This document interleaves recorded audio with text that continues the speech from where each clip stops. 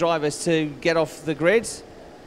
Chris, just a quickie. Jill's had a peep and thinks that they're all on wets. She thought that there wasn't anybody making the gamble. Okay. It's getting close though, isn't it, What to were the conditions? what were the quick times on that previous one? Didn't see no, it's just cleared, hasn't it? 1:24, were they?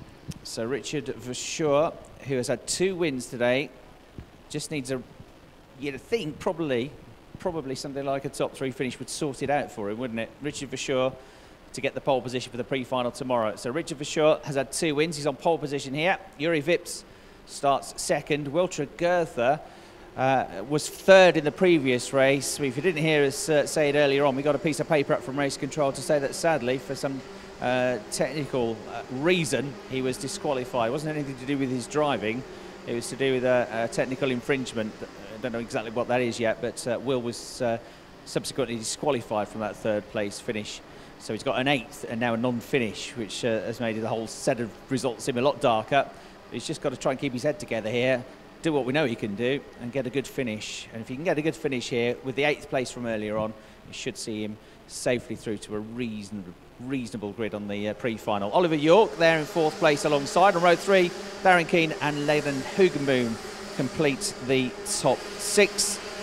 And we've got on row 4, Alicia Martinez and Max Timmermans. On row 5, Enzo Corsimo and Tsianis Slavinsky. Row 6, Alexei Keskitalo, Jean-Baptiste Simonoa. Row 7, Casper Corsius and Hugo Chevalier. Row 8 is Max Bird and Scott Simmons. Row 9, Bradley Barrett and Jonathan Hoggart. Row 10, Mikhail Budovsky and Tom Ieldo. Row 11, Antoine Percival and Ivan Nosov. Row 12, Ayrton Simmons and Gleb Kuznetkov, and row 13 is Dicky van der Waal. Should be 25 drivers starting what is going to be a 7-lap race, and Richard Verschoor and Juri Vips are the 2 that are now going to battle it out to see potentially which of them gets pole position tomorrow for the pre-final, Ken. That, on the face of it, is the obvious scenario, isn't it? But having seen Finlay Hutchinson's effort in the previous race and Hugo Bentley-Ellis, is there somebody from the middle of the grid who's going to spring a surprise on us? Certainly we've got guys who are capable of it, so it's not an impossibility. The likes of, well, who shall we say, Max Timmermans on the outside of row 4. Leonard Hogenboom, does he finally consummate his excellent driving day with a victory? Going to find out within the next 15 minutes or so. Well, I reckon as long as he's in the top 7, Richard Verschoor should have enough to get pole position for tomorrow, because there's been a second, and a 3rd for the pole sitter from today, Tommy Preining, and the 0 points have been added to his tally so far because he's had these 2 wins for Richard Verschoor. So as long as he's in the top 7, he should have enough to beat Tommy Preining. It's just what Juri Vips does, really. Juri's probably got to try and win it if he wants to get the pole. We'll see what happens here as Richard Verschoor leads them away. He's got a good start. He's got Juri Vips right with him, almost touching wheels as they went into the first corner as he came across. And he got another one trying to come around the outside of both of them now and powering into the lead from, well, the 2nd row of the grid there, but running wide and dropping back down to 3rd place, I reckon. Let's have a look when they come back down the hill. But all sorts of different lines being taken here, and it's shuffled complete. There's a big pile-up up at turn 4. We've got 4 carts that have stuck together here and can't get going again. They were more or less in the middle of the pack. That won't affect the lead group at all. And coming down the hill, here they come. It's still going to be Richard Verschoor that leads from Juri Vips. In 3rd place, I think it's Wiltra Goethe. Let's have a look. Yes, it is Wiltra Goethe. Then we've got Darren Keane. And then number 43. Oh, and Keane went through a hole that wasn't there, Chris. He's got on 3rd. 5th to 3rd. Great move from Darren Keane down at the hairpin. So, and he and who was the other one to get through? Enzo Corsimo, both getting ahead of Wiltra Goethe there. I think it was Enzo Corsimo, Ken, that was very briefly in the lead going up the hill, wasn't it? Yes, that was the impressive move that momentarily caught the eye, wasn't it? But you know, these 2 at the front, they really have deserved, well, they've not won anything yet, I'm not trying to count chickens, but they really have been impressive throughout the day, and it is no surprise that we're seeing them going through in that 1 and 2 position. Chris. Corsimo is launching up the inside. He goes third. Corsimo gets a good run, goes third, but then runs wide again on the way out of the corner. And so Darren Keane gets him back. Tremendous scrap going on here for third place. And Murray and Ken at the start of lap 2. Yeah, I think Keane and Corsimo are the ones to be watching at the moment, aren't they? It ought to be the front-running two of Verschoor and Vips, but they've got about 8 lengths between them. May call that 6 lengths, but the guys third and fourth who have traded places, we've had momentary change of lead and position in third and fourth, and momentary repassing. Having said all that, it has just settled, hasn't it, at the time? And going down in front of us on the second lap, that looks like about a 5 kart length lead in favour of Richard Verschoor at the end of the opening lap. 0.6 of a second was the advantage. In fact, that looks more than 0.6 of a second now, doesn't it? And Darren Keane saying, look, I want a little bit more of this. Juri Vips looks over his shoulder, as well he might. And at the lowest end of the circuit, no attempt of a move at the moment by Keane, but knocking on the door, Chris. He's quicker, isn't he, at the moment, than Juri Vips ahead of him. Coming out through turn 14. I don't think he's quite close enough, though, to try and pull off a move at the end of the straight. He looks over his shoulder. He knows he's got a big gap behind, so he knows that he can go off the racing line. He lunges one at the inside into turn 1 from a long way back and makes it stick. Lovely, lovely move that from Darren Keane. He was a couple of kart lengths back coming onto the straight.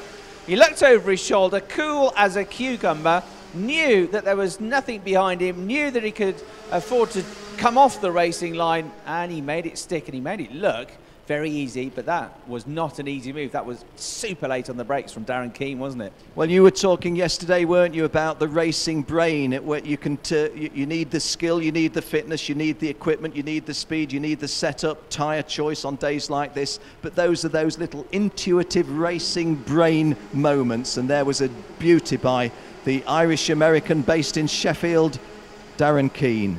And a move there for 6th place. Will Tregurtha getting himself back up a position back ahead of Max Timmermans, was it? No, Max Timmermans is ahead as well. I think he's just got back ahead of Leonard Hugenboom, actually. So Hugenboom losing 2 places and there. Darren Keane bidding for the lead, Chris, and taking it. Lovely move, wasn't it? Look, on that dry line through turn 13, he runs through turn 12, through turn 13 now he goes and consolidates that position. But Richard Verschoor, he's on his tail on these drivers on a largely dry track, still with wet tyres. But Darren Keane has got the lead of the race, and he's not going to give it away easily. Verschoor is second. Juri Vips, who we know is happy to try and take his opportunities, he's there in 3rd place.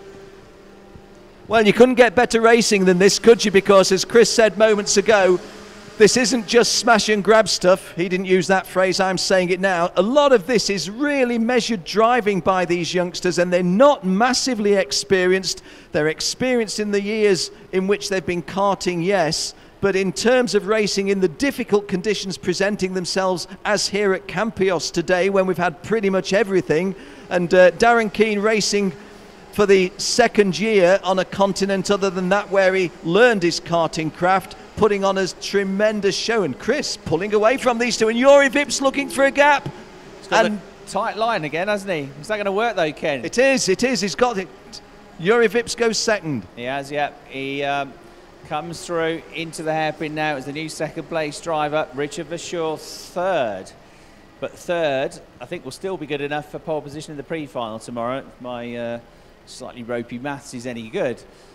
Juri Vips could be on the front row of the grid with him as well if it goes like this, depending on what happened earlier. He got a win, he's had a 4th, and where is he now? He's in 2nd place. So yeah, I reckon he'll be, as it stands, on the front row just ahead of Tommy Preining. So Tommy might have to settle for 3rd, but 3rd, it's not a bad place to be, is it, on the inside row for the pre-final? Arguably better than 2nd on the grid, because you're on the inside.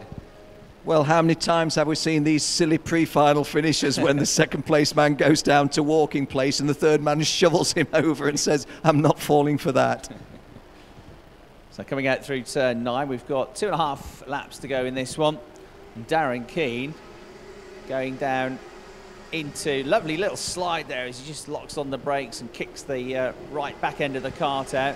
Jumping up and down to the seat there, I mentioned this yesterday, when the karts start bogging down, they've got too much grip, these karts now. They've got these big, thick, wet tyres on with all the grooves, and those wet tyres are going to get really hot now. They're designed to work in wet conditions. The rubber is going to start to overheat. That will make it sticky. That will make it stick to the tarmac, and it'll just bog the engine down as it tries to accelerate the kart out of the corner. You imagine you've got an eraser and you put it on a wooden table, you try to push it. It's very hard to push, it's getting sticky. That's what it's like. And so the driver just jumping out of the seat just to lift his body weight off the axle, just to try and get a bit of momentum out of the corner. He's definitely struggling with too much grip.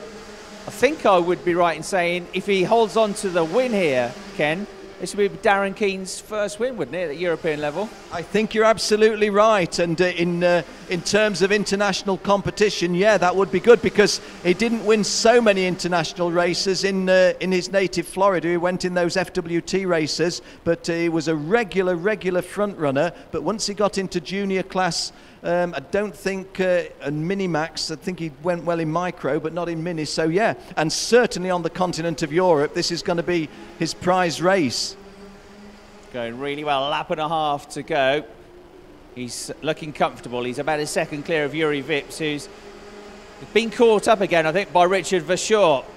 In fourth place, we got the fast-starting Enzo Coursimo, the French driver. Max Bird, he's just moved up to sixth place. Max going well. Seventh is Leonard Hugenboom. Eighth is Eliseo Martinez. Ninth is Casper Corsius. They've all moved up one because Will Tregurtha, didn't see what happened, but Will has lost 4 places. He's gone back down to 10th now. So they all move up a position as the race leader comes through to start the final lap of the race. Darren Keane is just over a second clear now, and he's looking supreme here as he rises up the hill through turns 2 and 3, Ken. Yes, Juri Vips almost certainly conceded defeat, subject to any mechanical disaster for Darren Keane at the moment.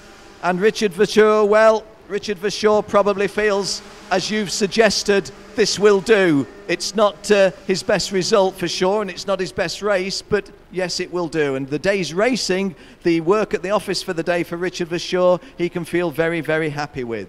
But Darren Keane coming down onto the return home straight, just in front of where Chris and myself are doing our commentary from, reaching this genuine hairpin, going through a little bit steadily, but maintaining the speed. Didn't go in too fast, but came out steadily enough. Little bit extravagant going into the wider wine glass base right-hander, but immediately checking that drift. And Darren Keane actually, by that move, Chris has increased his lead a little bit. Yeah, he's just in a real rhythm there, a real groove.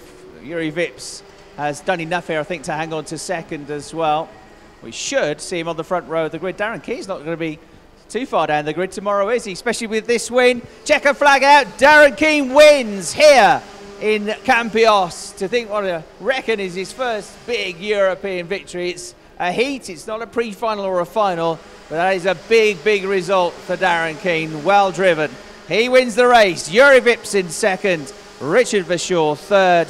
And I think that will be enough for Richard with a win and a third to his name today to be on pole position for the pre-final tomorrow, subject to all the post-race checks after this one. Max Timmermans, who's been slightly quiet, not far away from the pace really all weekend, but slightly quiet. That's his best result this weekend.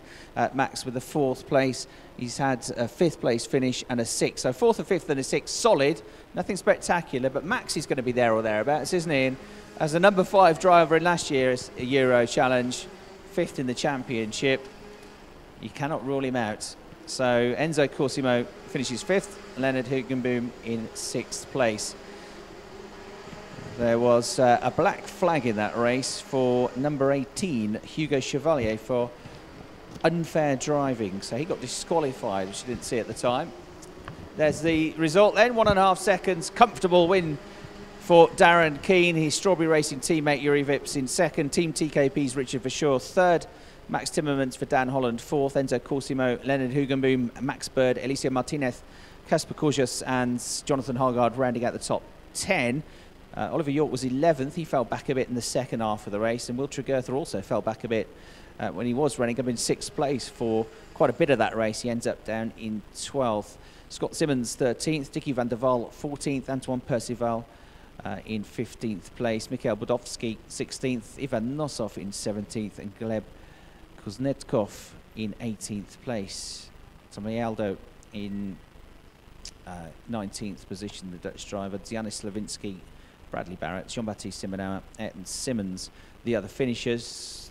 Retiring with 3 laps to go was Alexei Keskitalo, and as I said, a disqualification for unfair driving from Hugo Chevalier. So that is the penultimate race for the juniors. We are going to the